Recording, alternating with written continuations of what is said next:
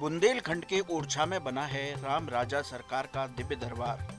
राम राजा सरकार के ओरछा आने और मंदिर से जुड़ी चमत्कारों की अनेक कहानियां जनमानस में प्रचलित हैं। आइए सबसे पहले आपको बताते हैं कि अयोध्या से बाल स्वरूप भगवान राम ओरछा कैसे पहुंचे। मध्यकाल के समय बुंदेलखंड की महारानी कुंवर गणेश मंदिर में बैठकर भगवान राम की पूजा कर रही थी। उस समय राजा मधुकर शाह उन्हें देखकर हंसने लगे। रानी ने उनसे हंसने का कारण पूछा। राजा ने कहा कि कितनी विचित्र बात है कि भगवान खड़े हैं और भक्त बैठा है। रानी ने कहा, बैठे हुए भगवान का श्री विग्रह कहाँ से लाऊं? तब राजा ने कहा कि आप अयोध्या जाकर भगवान से ही प्रार्थना करो। महारानी कुंवर गणेश तुरंत अयोध्या के लिए चल दी। 7 दिन तक भगवान राम से प्रार्थना करते हुए सरयू के किनारे बैठी रहीं। 7वें दिन रानी को भगवान का दर्शन नहीं हुआ तो उन्होंने सरयू में कूदकर अपनी जान देने की ठान ली। तब भगवान राम ने बाल रूप में दर्शन दिए। महारानी ने उनसे ओरछा चलने की प्रार्थना की। तब भगवान राम ने उनके सामने 3 शर्त रखी। पहली शर्त थी, जहाँ जाऊंगा वहाँ राजा की तरह रहूंगा। दूसरी शर्त थी कि मैं यहाँ से पैदल ही जाऊंगा। और तीसरी शर्त थी कि एक बार जहाँ बैठ जाऊंगा वहाँ से उठूंगा नहीं। रानी ने तीनों शर्तें मान ली। रानी बाल रूप भगवान राम के श्री विग्रह को लेकर ओरछा के लिए चल दी। लगभग 8 महीना 28 दिन पैदल चलकर अयोध्या से ओरछा पहुंची। पुष्य नक्षत्र के समय भगवान राम ने ओरछा में प्रवेश किया। यहाँ राम राजा सरकार के जो हमारी रानी कुंवर गणेशी हैं, वो राम राजा सरकार को अयोध्या से लाई हैं और पुष्य नक्षत्र में पैदल चल करके लाई हैं। एक पुष्य नक्षत्र जो है 24 घंटे, 22 घंटे और 23 घंटे तक चलता है।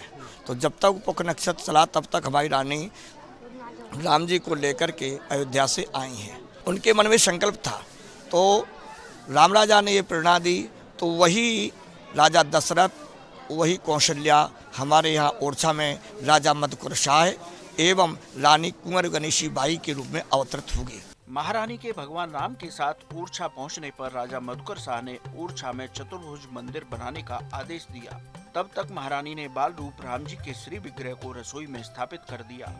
मंदिर निर्माण पूरा होने पर उन्हें रसोई से निकालकर मंदिर में स्थापित करने की बहुत कोशिश की, लेकिन वचन के अनुसार भगवान की मूर्ति रसोई से हिली ही नहीं। इसलिए आज भी बाल रूप राम राजा सरकार का दर्शन रसोई में ही होता है। अब इस रसोई को भव्य मंदिर का रूप दे दिया गया है। इनके चमत्कारों की बात करें तो मंदिर के पुजारी के अनुसार एक बार इनकी आरती के समय में परिवर्तन की कोशिश की, लेकिन ऐसा हो न सका। यानी यहाँ जैसा राम राजा सरकार चाहते हैं वैसा ही होता है। देखिए, ये साक्षात राम राजा का दरबार है और विगत यहाँ पर करीब संवत 1631 में हमारे राम जी यहाँ आए हैं। तब से जो राजा ने जो नियम बनाया है उस नियम के आधार पर ही यहाँ का कार्य चल रहा है। यहाँ पर कोई भी अलग से नियम बनाने की ना तो हिम्मत जुटा पाता है और ना अभी तक कोई हिम्मत कर पा रहा है।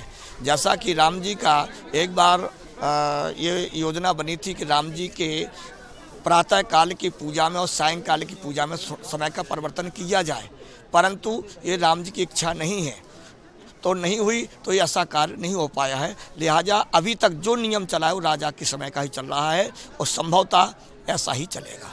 ओरछा और अयोध्या का संबंध करीब 600 साल पुराना है। कहते हैं कि संवत 1631 में चैत्र शुक्ल नवमी को जब भगवान राम ओरछा आए तो उन्होंने संत समाज को यह वचन दिया कि उनकी राजधानी दोनों नगरों यानी अयोध्या और ओरछा में रहेगी। भगवान राम ओरछा में राजा के रूप में विराजमान हैं। यही वजह है उनकी दिन में 4 बार आरती की जाती है और आरती के समय सशस्त्र जवानों द्वारा गार्ड ऑफ ऑनर दिया जाता है। ऐसी मान्यता है कि इस मंदिर में श्री राजा राम का दर्शन करने से भक्तों की सभी मनोकामनाएं पूरी हो जाती हैं। यही वजह है देश विदेश से हजारों भक्त ओरछा के राजा राम का दर्शन करने के लिए पहुंचते हैं। कैसी लगी आपको हमारी जानकारी, हमें कमेंट बॉक्स में जरूर बताएं। बाकी धर्म कर्म से जुड़ी तमाम जानकारियों के लिए सब्सक्राइब कीजिए हमारा डिजिटल चैनल और देखते रहिए न्यूज़ नेशन स्तुति।